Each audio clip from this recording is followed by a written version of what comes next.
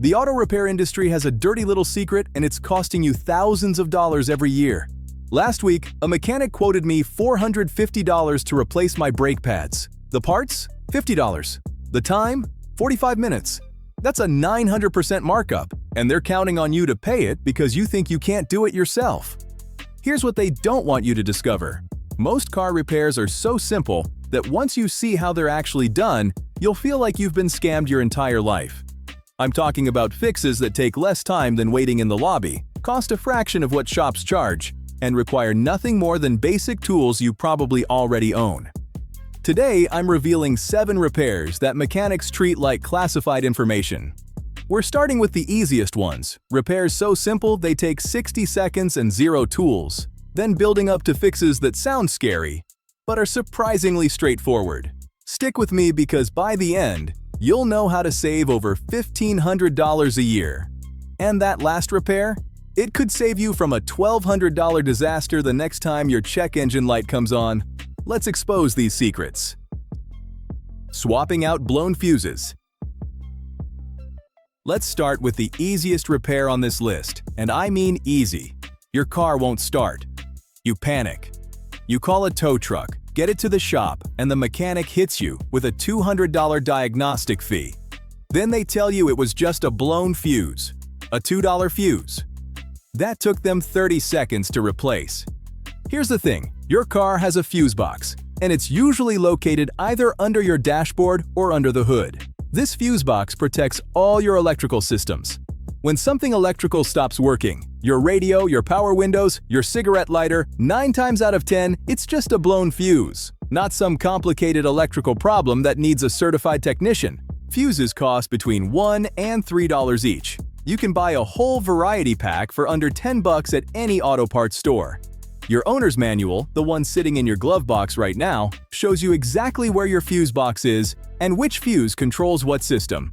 You just pull out the old fuse with your fingers or use that small plastic puller tool that's inside the fuse box.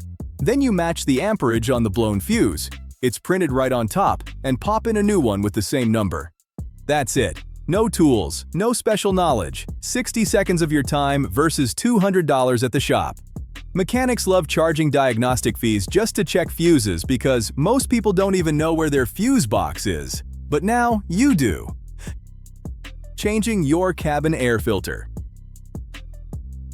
Next up, let's talk about a repair that dealerships absolutely love to push on you. Changing your cabin air filter. They'll charge you $60 for a 2-minute job that requires 0 tools. And here's the kicker, they make it sound like some essential service that only they can perform. It's not. Your cabin air filter is what cleans the air coming into your car through your vents. When it gets clogged with dust, pollen, and debris, your air conditioning and heating systems have to work harder. That means you're wasting fuel and money every single time you drive. A dirty cabin air filter can actually cost you more at the gas pump than the filter itself costs to replace. The filter costs between $10 and $20, and it's usually located right behind your glove box or under the hood. On most cars, you can access it by opening your glove box and pressing the sides inward to drop it down. That's it. No screws, no tools, just press and drop. Then you slide out the old filter and slide in the new one. The whole process takes 2 minutes, maybe 3 if it's your first time. You should replace this every 12,000 to 15,000 miles, or about once a year. But here's the hidden benefit nobody tells you about. A clean cabin air filter doesn't just improve your air quality and keep allergens out. It actually improves your fuel economy because your climate control system doesn't have to work as hard. So you're saving money twice, once by not paying the dealership, and again at the gas pump. Changing your engine air filter. Now we're moving to another filter, but this one's even more important for your wallet. Your engine air filter. Oil change shops push this service hard because it's pure profit for them. They'll charge you $40 to $60 every single time you come in for an oil change. The reality?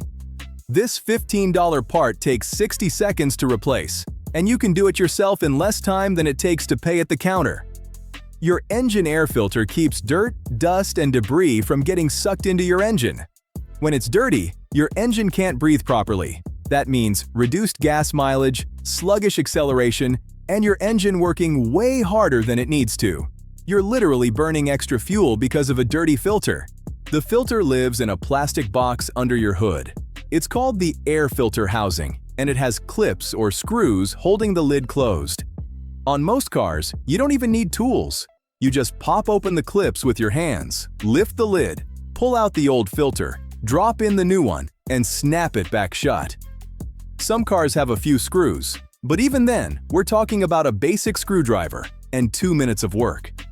Replace this every 12,000 to 15,000 miles, or once a year depending on your driving conditions. If you drive on dusty roads or in heavy traffic, check it more often. Here's the money-saving reality. Those quick lube places train their staff to show you your dirty air filter and make it sound urgent. It's a sales tactic. They know most people will say yes to a $60 upsell because it sounds important. But you can buy the filter yourself for $15 and install it in your driveway before your coffee gets cold. And if you're getting value from these money-saving tips so far, do me a quick favor and hit that like button. It helps more people discover these secrets that mechanics don't want you to know. Replacing headlight and taillight bulbs. Alright, let's talk about one of the biggest rip-offs in the auto repair world. Replacing light bulbs. A dealership will charge you $75 to $150 to change a light bulb that costs $10. And here's the insulting part. It takes them less than 5 minutes. They're charging you $100 for 5 minutes of work on something you could do yourself in your driveway. Most bulbs are accessible from under the hood or inside your trunk. You don't need any tools for most vehicles, just your hands. The bulb itself usually costs between $8 and $25 at any auto parts store. Some specialized bulbs might cost a bit more, but we're still talking pocket change compared to what the dealer charges. Here's how simple this actually is. Open your hood or trunk, locate the bulb housing behind the headlight or taillight, twist the connector counterclockwise, pull out the old bulb, and plug in the new one. That's it. The hardest part is honestly just finding where the bulb connects behind the headlight assembly. Some cars have tight engine bays that make access a little tricky, but even on those vehicles, you're looking at 15 to 20 minutes max once you figure out the angle. Here's a pro tip. Replace both headlights at the same time, even if only one burned out. Why? Because if one bulb just failed, the other one is usually right behind it. They've both been on for the same amount of hours. Save yourself a trip back under the hood next month and just do them both now. But here's a critical warning. Never touch halogen bulbs with your bare hands. The oil from your skin creates hot spots on the glass that make the bulb fail early. Use the plastic gloves that come with the bulb, or just hold it by the base. This one mistake can cut your bulb's lifespan in half. Replacing your car battery. Now we're getting into repairs that sound more intimidating, but trust me, this one is still incredibly simple. Replacing your car battery. Mechanics charge $100 to $200 in labor alone to install a battery. But this is literally one of the easiest repairs on this entire list. If you can turn a wrench, you can replace a battery. Car batteries last about 3 to 5 years before they need replacement. You'll know it's time when your car struggles to start, especially on cold mornings, or when your headlights dim while idling. You can buy a new battery at any auto parts store for $100 to $200, depending on your car. That's just for the battery itself, no labor markup. All you need is a wrench to loosen 2 bolts, one on the positive terminal, one on the negative terminal. Here's the critical part. Always disconnect the negative terminal first. It's marked with a minus sign and usually has a black cable. This prevents sparks and short circuits. Loosen the bolt, wiggle the cable off, then do the same for the positive terminal. Remove the old battery. It might be held down by a bracket, so check for that, drop in the new one, and reconnect the terminals. But this time, you connect the positive first, then the negative. Red first when connecting. Black first when disconnecting. Remember that and you'll be fine. The entire job takes 10 to 15 minutes, and you don't need any special mechanical knowledge. Here's a pro tip. Many auto parts stores will actually install your battery for free if you buy it from them. But knowing how to do it yourself means you're never stranded waiting for help. You can swap a battery in a parking lot if you need to. Now for the warnings, because batteries can be dangerous if you're careless. Never let your wrench touch both terminals at the same time. This creates a short circuit that can cause serious sparks or even an explosion. I'm not exaggerating. Car batteries pack a serious punch.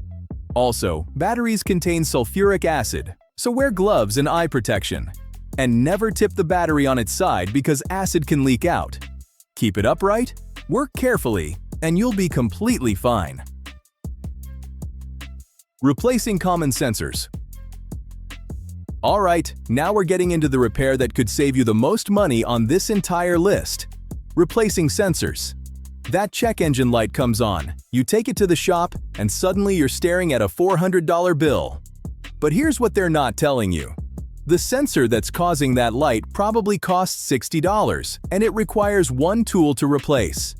The two most common sensor failures are oxygen sensors, also called O2 sensors, and mass airflow sensors, called MAF sensors. These sensors wear out over time. It's normal. Most need replacement somewhere between 60,000 and 100,000 miles.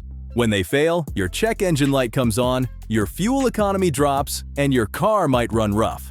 Here's the game changer. You can get your error code read for free at most auto parts stores.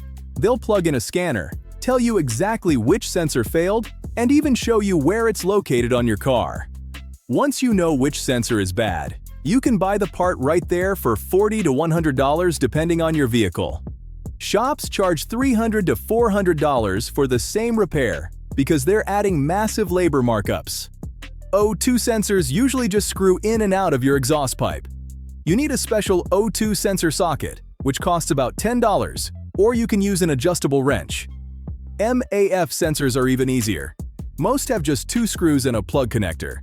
Unplug it, unscrew it, screw in the new one, plug it back in. We're talking 10 minutes max. Here's an important note before you start.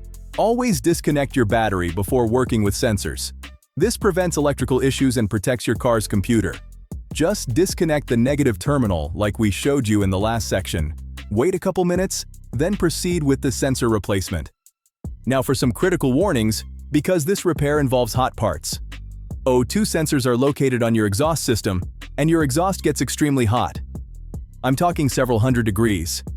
Never, and I mean never, work on O2 sensors until your engine has cooled down for at least an hour. A hot exhaust pipe will give you serious burns in seconds. Here's another common mistake people make. Don't over-tighten O2 sensors. These screw into aluminum or thin metal, and if you crank down too hard, you'll strip the threads in your exhaust pipe. Then you've got a much bigger and more expensive problem on your hands. Tighten them snug, not gorilla tight. And here's a pro tip that'll save you headaches down the road. Apply anti-seize compound to the threads of your new O2 sensor before you install it. This high-temperature paste prevents the sensor from seizing in place. It makes the next replacement, years from now, way easier. You can pick up a tube at any auto parts store for a few bucks. Now I'm curious, which of these repairs have you been overpaying for? Drop a comment below and let me know which one you're tackling first. I read every single comment and I love hearing about your DIY wins. Changing your own brake pads. Alright, we've made it to the most advanced repair on this list. Changing your own brake pads. This is the one that separates people who dabble in DIY from people who actually save serious money on car maintenance. Most mechanics charge between $300 and $500 for brake pad replacement. Want to know what the parts cost? About $50. That's it. $50 for parts that they're charging you $500 for. Here's the truth. Your brake pads are designed to be replaced by regular people like you. This isn't some specialized job that requires years of training. You just need basic tools. A jack, a lug wrench, and a C-clamp. Most people already have these in their garage or trunk. If you don't, you can get all 3 for under $50, and they'll pay for themselves the very first time you use them. The process takes about 45 minutes per wheel once you know what you're doing. Your first time might take an hour, maybe 90 minutes if you're being extra careful. But by your second brake job, you'll fly through it. Here's the simple process. You lift the car, remove the wheel, compress the caliper piston with your C-clamp, remove the old brake pads, slide in the new ones, and put everything back together. You can watch the entire process on YouTube for your specific car make and model. There are thousands of detailed videos showing you every single step. And here's the money reality. By doing this yourself just twice, you've already saved enough money to buy a really nice tool set that'll last you decades. Now let's talk about the warning sign you need to watch for.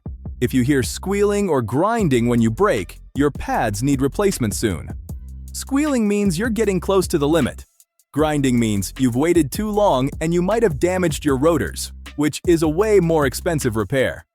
Don't ignore brake noises. Now we need to talk about safety, because this is serious. This is the most important warning on this entire list. Never, ever get under a car that's only supported by a jack. Jacks fail, they slip, they collapse. And if that car comes down on you, it's game over. Always use jack stands to support the car. Always. Jack stands are cheap. They're like $30 for a pair, and they could literally save your life. Jack the car up, slide the jack stands under the frame, lower the car onto the stands, then do your work. Non-negotiable. Here's another critical step that people forget. After you install new brake pads, you need to pump your brake pedal several times before you try to drive. New pads sit further from the rotor, so your brake system has no pressure until you pump the pedal to push the caliper pistons back out. If you skip this step and try to drive, your brakes won't work properly, and that's incredibly dangerous. Pump the pedal until it feels firm, then you're good to go. Don't skip this next step either. Always check your brake fluid level after replacing pads. When you compress those caliper pistons to fit the new pads, brake fluid gets pushed back into the reservoir. Your fluid level should be between the minimum and maximum lines. If it's low, top it off with the correct fluid type for your car. Your owner's manual tells you exactly which type you need. Here's a common mistake that costs people money. If your rotors are grooved, scored, or warped, new pads alone won't fix your problem. You'll still feel vibration when braking, or your stopping distance won't improve. Rotors need to be resurfaced or replaced too. You can usually tell by running your finger across the rotor surface. If it feels like a record with grooves, it needs attention. And here's a final pro tip. Clean your caliper pins and apply fresh brake grease when you do this job. Those pins let your calipers slide back and forth smoothly. If they're dirty or dry, your pads wear unevenly, and you'll be replacing them way sooner than you should. A little maintenance now saves you money and hassle later. If you found this helpful, hit that like button and subscribe for more money-saving car tips. Drop a comment below and let me know which repair you're going to try first. Thanks for watching, and I'll see you in the next one.